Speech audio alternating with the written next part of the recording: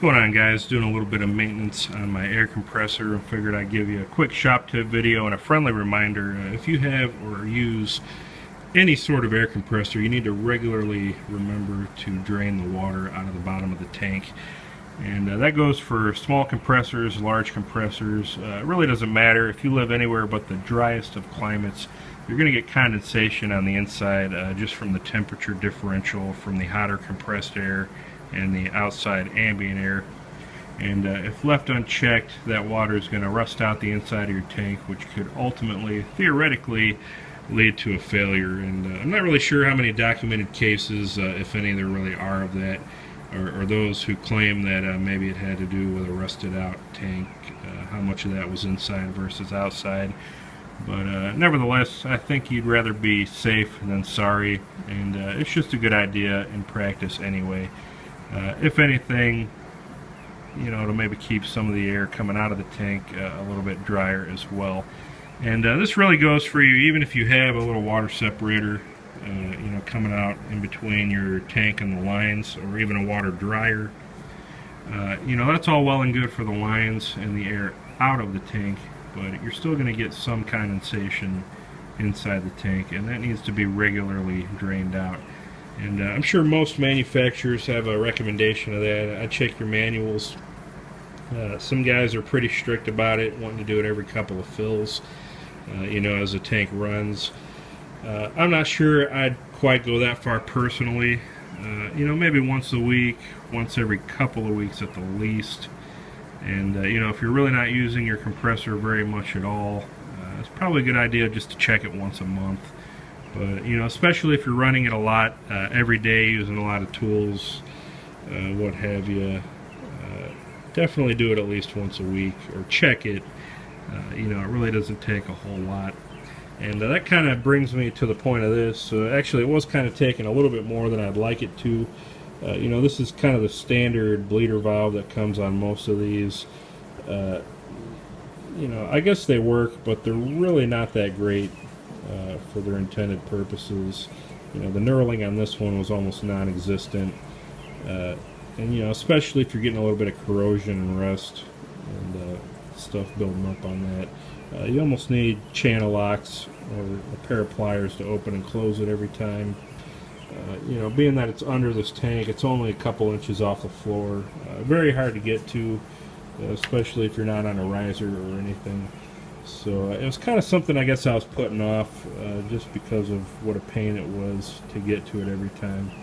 So what I ended up doing, and this is something I should have done as soon as I brought this compressor home, and really should be standard on the compressor to begin with, but I just ended up making that valve a little more accessible, and also replaced it with something that was a little easier to open. So I'll just show you what I got, and these were just kind of some spare fittings I found lying around. I just got a little 1/4-inch NPT straight nipple going to a 90. You can even go like a male to a female 90. Another longer nipple just to bring it out where I could access it, and then I didn't have a straight coupling, so I used a 45 and then this little screw valve here. And really, I mean, you could do any number of fit ups on something like this. The main goal is just to make it accessible and put some kind of valve on the end that's easy to open and close.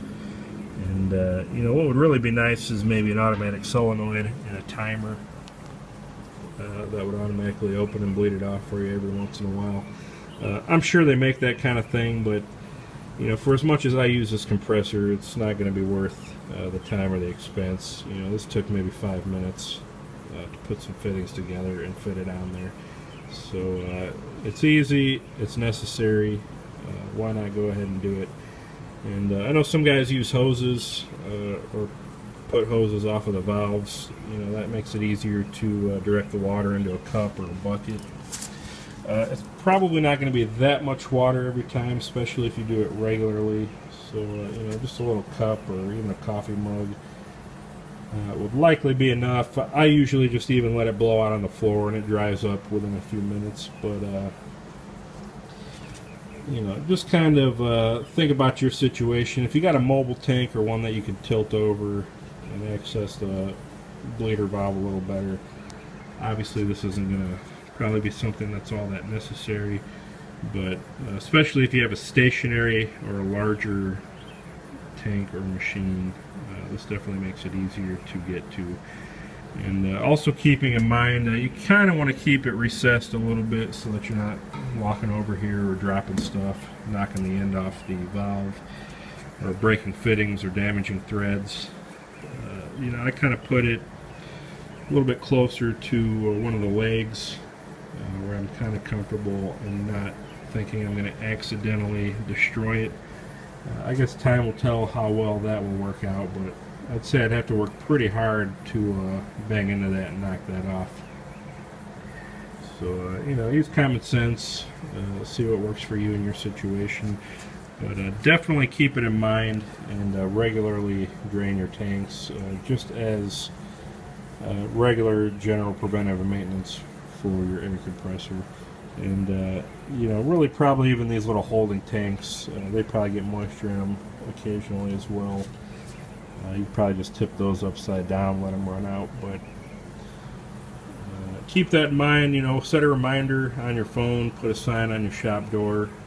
Again, maybe once a week, once every couple of weeks if you're not using it all that much. But definitely remember to do it. So that's it, guys. Thanks for watching.